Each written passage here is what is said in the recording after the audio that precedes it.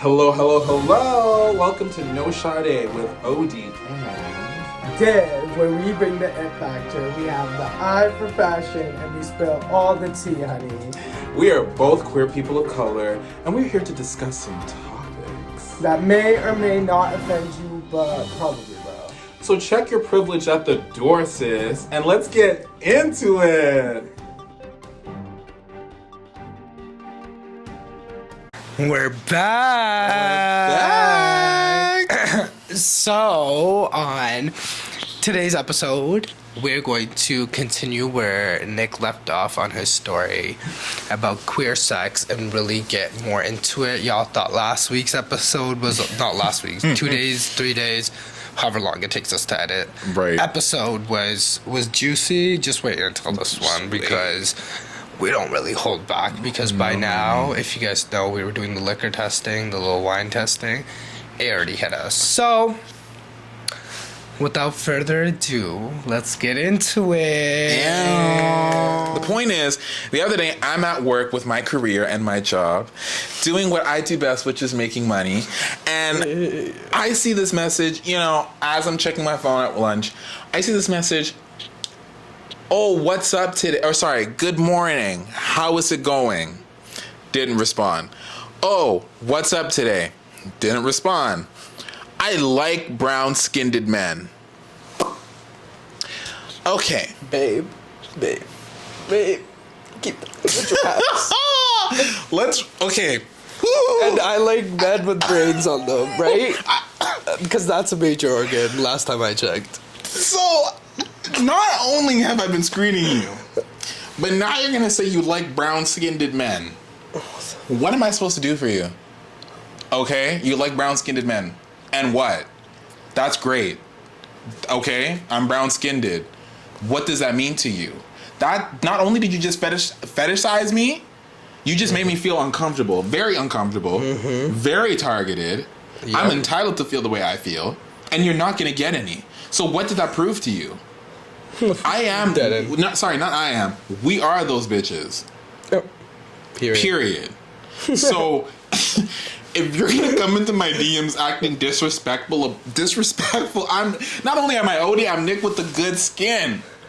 So you're gonna come in there talking about I'm up and melanin, and not even melanin. You can't even use a good term, man, and make it sound sweet. You can't even make me feel like a sweetie. Like you're talking about I like brown-skinned men. Are you dumb? Like what? Like get out of here. Why don't you start the conversation with, hey, how are you know what? This is the thing too. We're getting into it. Queer men. Listen. Well, we're getting into it all. We're getting into it all. Just spill it all. Gay men, we don't have please, the timer anymore. Please. I beg. If you're gonna come into my DMs with this foolishness, please let the bag speak for itself. Only time I'll ever let a man speak to me like this sideways is if you're giving me a Chanel bag or a Louis Vuitton bag. I beg you. I say. Period. If you're not, no, seriously. Yo, these men don't even have bed sheets and they want to come up in your DMs. I'm like, dead. What? No bed sheets. No bed sheets. And you want to message us? You don't even have a bed frame. What are you going to pay for? No. I will buy you a bed frame. We'll start a GoFundMe page. That ass though. If you're not coming with the Fendi or Chanel, don't talk to me. If you're talking this crazy, please.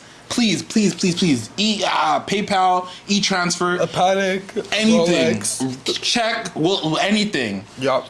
And I'm not saying I'm not even saying I'm a whore like that. You are. I'm kidding. No, but I'm just saying respectfully, if you're gonna come into my DMs this crazy, you better have the cash to back it up. And that's the only way I'm gonna entertain you. And I don't care if you think I'm like that, you better think I'm like that. Because What's this pussy talk? English, Spanish, and French. Euros, dollars, and yens. Are you crazy? No! Don't come into my DMs talking about I like brown-skinned men, but you don't have a brown dollar in your pocket? You don't have a red dollar in your pocket? You don't have brown bills. We only speak brown bills. And for our American friends, I'm gonna hit people with that. Oh, you like brown men? I like brown bills. Period. You like brown men? I like brown bills. And that's on period. I feel like those messages are so absurd. And like, cause I don't go up into like white men's DMs and be like, yo, I love the color of your skin. What the fuck? That makes no sense. Like, why? Like, just treat people as people. Why can't you just say, I like you, you're so hot, you're so fine? And the people that do that... No, I also, like, just remember this little point. Ooh, here we go, come on.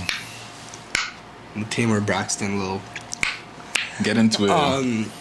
So, what we need to get into is the fact that there's so many double standards when it comes to, like, QPOC versus their Caucasian counterparts. Okay, I'm gonna be very educated. You know, a lot of y'all skipped over post-secondary, but I didn't. However, I feel like when a Caucasian, gay, straight, I'm just gonna say gay because that's what we're talking about. Right. When a Caucasian gay acts a certain way, in a very poor way, I feel like everyone will jump to their defense and, you know, sort of try finding why they act the way they do. Maybe they're going through something. Maybe, oh, it's because of this. Maybe it's because of that. But then when it's somebody of color, they're a terrible person. Like, they shouldn't have acted like that. They shouldn't have done this, that, or the third. And I feel like as people of color, and I've spoken to a lot of, like, my black girlfriends, and they feel it's obviously more so than me, that they have to, you know, always be proper and always have to be on and, you know, really watch what we say. And even, like, with me, I'm just speaking on my personal experience. I'm not taking away from anyone else's experience. No. I feel like I have to come in a room and, you know, really prove my worth. Like, when people look at me, it's like, is he really that smart? Or does he really have, like, all that? Like, you know what I mean? Not like they don't do that with other Caucasian people. And I've gotten instances where I've been questioned for the way I've acted, whereas Caucasian people will say and do the most absurd things and they're not held to that same standard.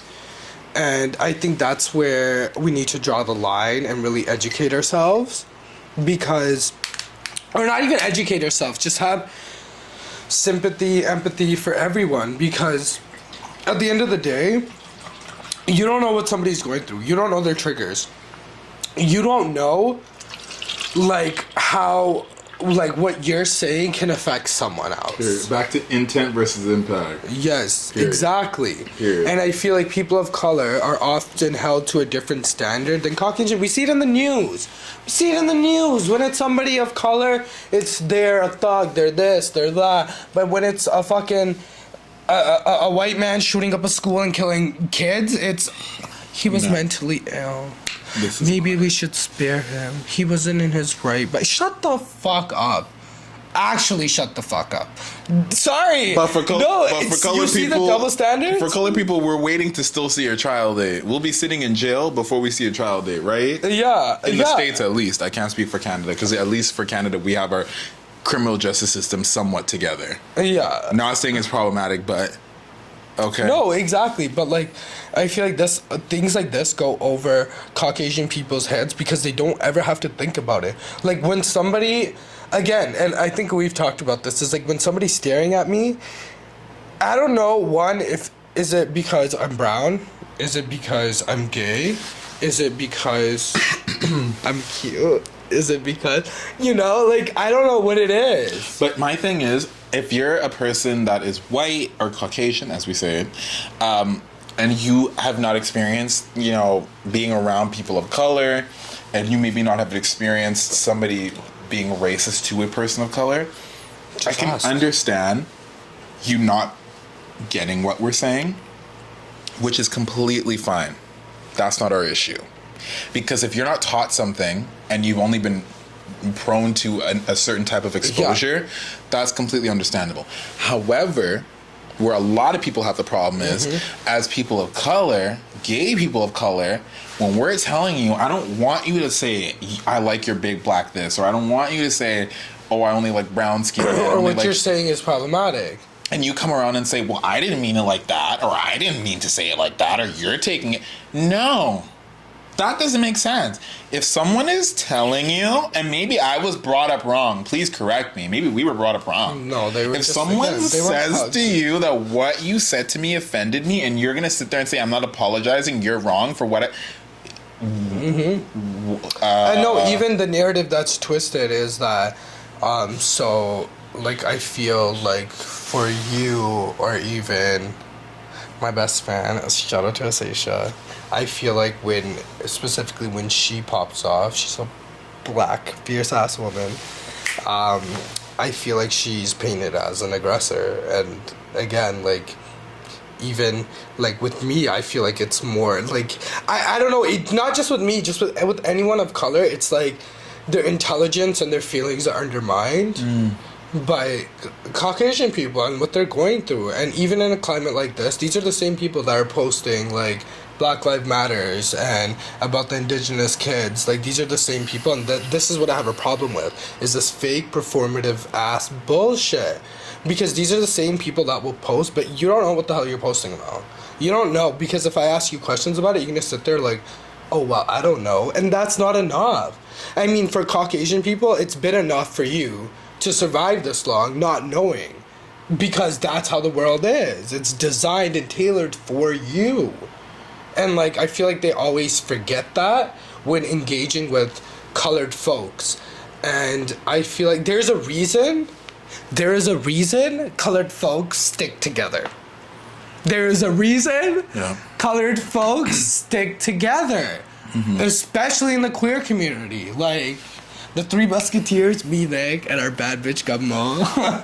The three of us, like, we stick together because we feel, and I'm not going to speak for him, but, like, for me, I feel most comfortable with them because we get each other's experiences. Even though we're all three different races, we get the common, you know, experience of, like, you know, not feeling welcomed, not feeling accepted. Even in spaces where you should feel accepted. Yeah. Like the gay bars, like, you should feel accepted there. But a lot of colored folk, there is a reason a lot of colored folk, and I'm speaking of Winnipeg, I've been to Sudbury gay bars, there's a reason a lot of colored folk people don't go. There's that, they don't feel welcomed. And another is, whereas, and I feel like gay people forget this, is that, like, where people of color, they are already going through the fact that their skin color is different. And then you throw in other things, like, whatever, divorced parents, single mother. Like, there's so many other things that they have to deal with where their sexuality takes a back seat. Whereas white people, the only problem they've ever had is being queer. They haven't had to walk into a room like, is everyone staring at me because I'm white? And, sorry, when they do, you never hear the end of it. White people are always, so many times I've gone, yeah, well, like, I felt like this one time everyone was staring at me. I was like, girl, you're in a foreign country.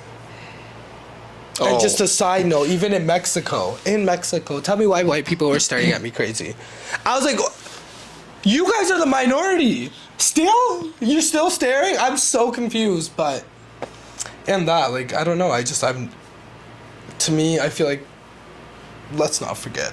Let's educate and, like, you know, just sort of put yourself in other people's shoes. And again, this is not minimizing the experiences of white queer folk, but again, like, one thing, and, like, I've met white queer folks that have gone through so much, and I feel like comparing my life to theirs, I'm more privileged than them, and I've had more, you know, like, a head start, but they're woke.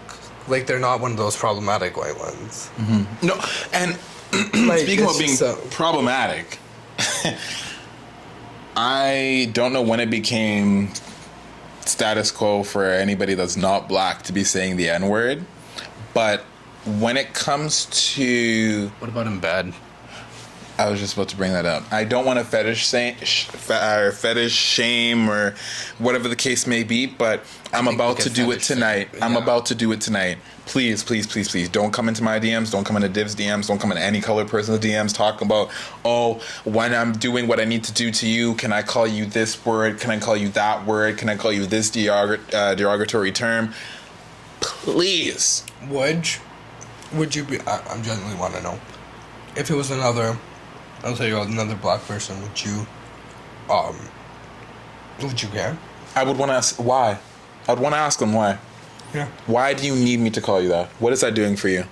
Because I could have sworn that word was derived from evil. I feel like you would always leave the race part out of it. Like, you could still commit, like, if you're really into that, like, dom sub thing, you could relay your message without throwing in brown, black, Asian, white. Like, you could just, you could get about your business being dom sub. Like, you know, like, there's a line, especially if you're white.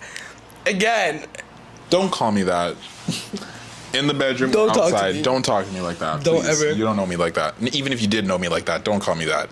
Please, don't. and I feel like in that, like, people fetishize, like race play in a way.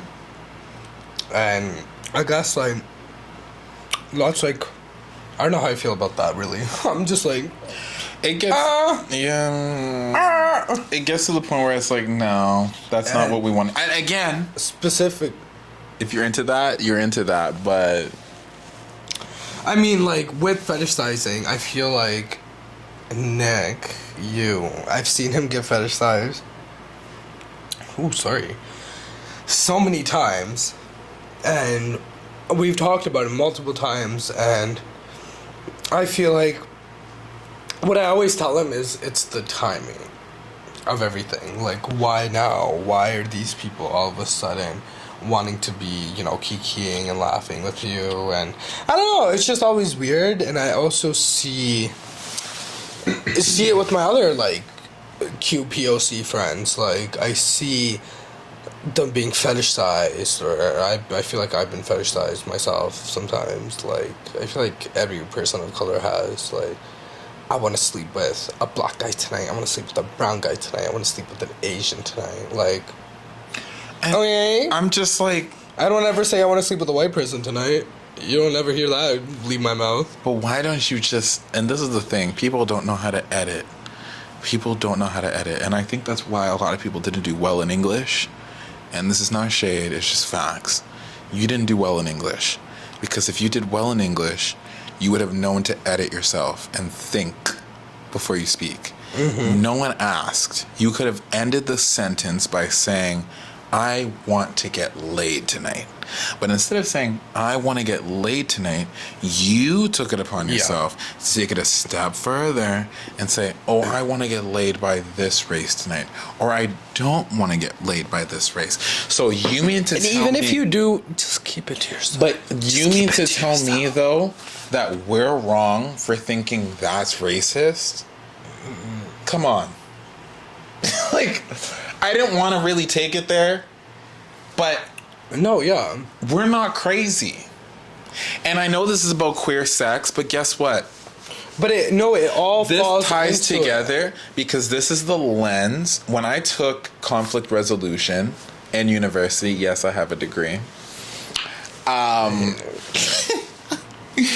I really enjoyed this class because it really showed how to look at things through a different lens, and how when we don't look at things through a different lens, our perception of things gets skewed, and we only really look at what we think things should be, right? So when people say, oh, well, it's not about race, or it's not about gay, or when we're having sex, and yeah, of course it's like that, because your perception is skewed. You're only looking at it from a certain angle. Yeah. You're not looking from it from another person's angle. Lenses. Exactly. And if someone's saying to you, like I said before, this is how I'm feeling, and you're not acknowledging that, I don't know what to tell you. You're just being a dick. Like, that's just, it is what it is. There's no shade. There's no Shadé. Exactly. You're just being a dick. You're not listening. And as queer, colored people, we experience this on the daily. Last time I opened my grinder, any person of color. Last time I opened my grinder, what did I see? Oh, I like brown-skinned men. Like I said, I like brown-skinned dollar bills. But I don't see that, right? I'm not seeing that coming from you, right? So let's cut that out. Let's start with opening the conversation, and I think a lot of people can take away, before we get to the lackluster bitches of the week, I think a lot of people can take away from this conversation is, before you start a conversation with somebody that is a colored person, or, you know, any minority for that matter, maybe start off by saying, would I say this to the 100%. exact same person that is my color? Yeah. Regardless of being white. Regardless, any person, me being a black person, would I say to another black person, I really want your BBC? Would I say that? Absolutely not. Maybe people are into that. Good for you. But I'm telling you today, we wouldn't say that. Yep. So if every person took the time to think before they spoke, it'd be a different day and age. But we're going to transition into the lackluster bitches of the week. But wait, before we finish, okay. I will have to add. Please add away. Like, I know how you said that this is an episode on queer sex, and we did touch on race, and the reason is because it carries on into the bedroom, and I know a lot of queer POCs will agree with this, in that they have experienced similar situations where they haven't felt welcomed, or they haven't felt accepted, or they felt fetishized, or, and it's time to, sit back and really reflect. When somebody of color is really telling you their experience, it's not an attack on you. It's like, just relax. Somebody is telling you how it is, and if they're mad, can you blame them?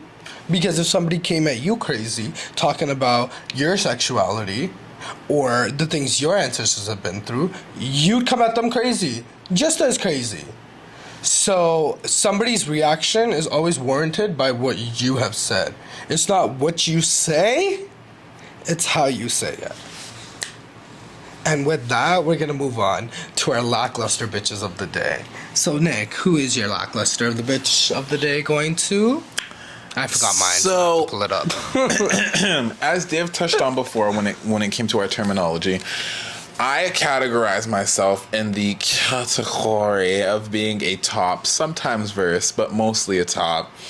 And by versatile, I mean that sometimes, I do like to enjoy in some other activities, but more so I like to give. And I would say that my lackluster bitch of the day award is going for people that don't know how to take phallus. And I don't know what else to say from the point that if you don't know how to take phallus, please don't talk to me. It's a hard world. If you don't know how to take it, no pun intended, I'm not the girl for you. I'm not it. I'm not it. As Nene Leakes would say, I said what I said. And I ain't changing. I said what I said. I said what I said, and I ain't changing. And what you said was some bullshit. And guess what? It can be, but it ain't changing over here. It ain't changing over here. You gotta do that TikTok. Yeah. But that's who I would give the award to. And I hate to say it, but if you can't take it, then maybe just, work on your craft a little bit more. Do a little digging, a little soul searching. Maybe there's another position for you. But if you can't take it, that's okay. I know my sidelines. Sidelines. I know my position. I know when I need to tap out. So if you don't know when to tap out, then don't hop into my DMs.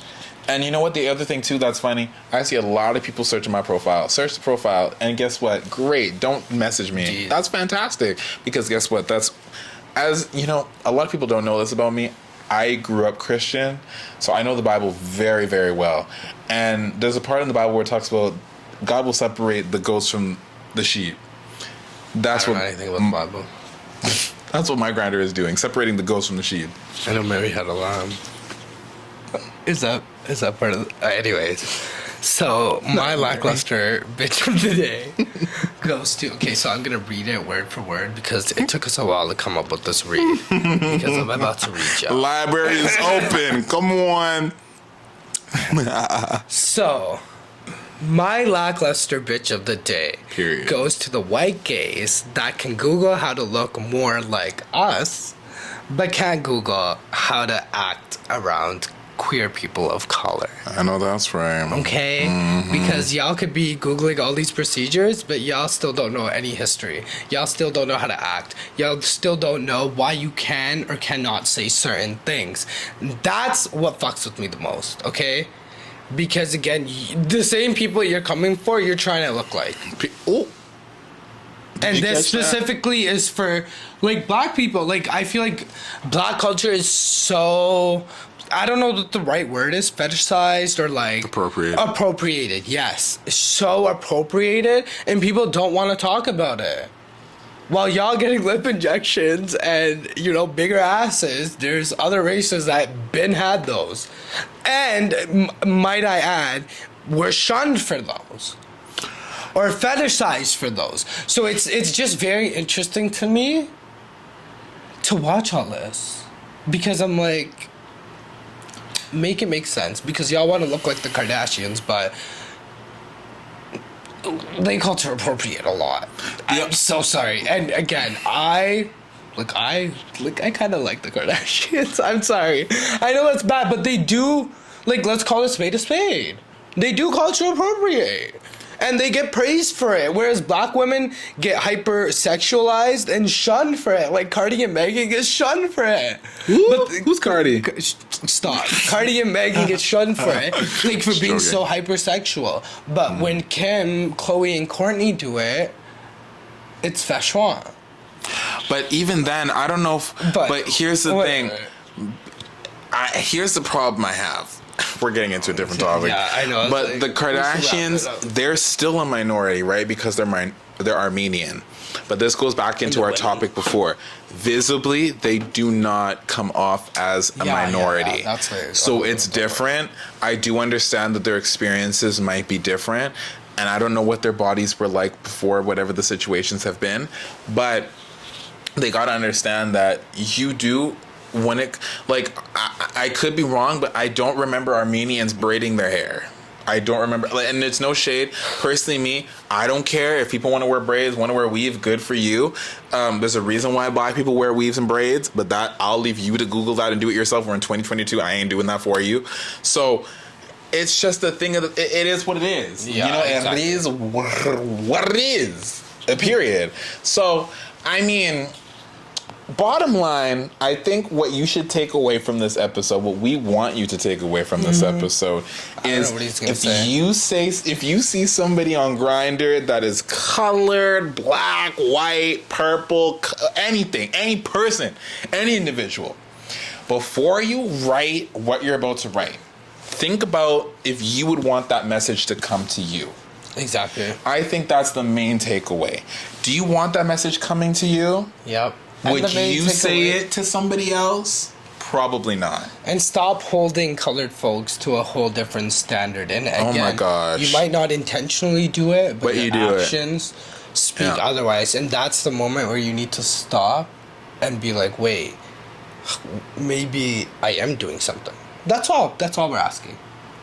But with that, you know, make sure to follow us on Instagram. Check us out on YouTube. Period. You know, at the Div channel, we will be here trying to do something every week. Let me finish this little spiel. Absolutely. And, you know, hit that subscribe button because those subscribers are looking kind of lonely. Ooh. I'm kidding. I mean, I'm not kidding. But, you know, if you guys are vibing... You know, join the conversation. Please comment. Please. Your takes, your experiences. Please. I love we want to hear it. Because then it's such an interest. Even if you're white, like, I know we're always coming from white people. But, like, no, genuinely, we're the type of people, like, it's a conversation. Absolutely. Whether you agree with us, whether you don't. It's a time to educate. And I've been educated on the other side as well. Like, oh, I didn't think of that. Absolutely. And vice versa. They probably get educated listening to maybe what we have to say. So, join the conversation. Make sure to subscribe. I feel like this will probably be 2 episodes because... Ooh, we went into it, I didn't think we were going to get into it like this. No, at one point I was just like, whatever. So we're going to get into it. This was probably 2 episodes. I already know exactly where we're going to cut it because Nick played it perfectly. I don't even think he knows. I don't even know what portion he's talking about. The liquor is speaking to me. Speaking about the liquor, before we go, which one did you like the most? Because I already know mine. I think 19 Crimes, the red wine. Period. I really like it's the red wine for me. And I'm not really a red wine like that, but shout out to Cinema. No, but all of them are really good. Sorry.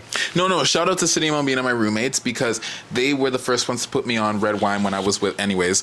But this red wine, Chef's kiss. So it is good. so good. I don't know if it's the rum buckle or what it might be, but this is I loved everything. Period. The other ones were pretty good too, actually. Even the first one we tried, think I the know I first didn't one was like it. good. It was pretty good. I actually liked all of them, but 19 Crimes, I really do like red wine, so I think 19 Crimes was my favorite. So I see. 19 Crimes, if you ever stumble upon this video, we like a fat check, Or a case of wine. Veuve Clicquot. No, you can't. That's another brand. I know, we'll do champagne next because we need to do a champagne tasting. Oh my god, we should. You- but period. make sure to subscribe. Check it out at the Div channel, and I am at Odie. We're trying to aim to have episodes every week, every 2 weeks. You know, we're busy folks. I am still in school getting my master's, and Nick has a career as a parole officer. So, you know, bitches are busy, but if you do like, you know, comment, subscribe, let us know. It goes a long way. Anyway, see you next time. video. Yes. Bye.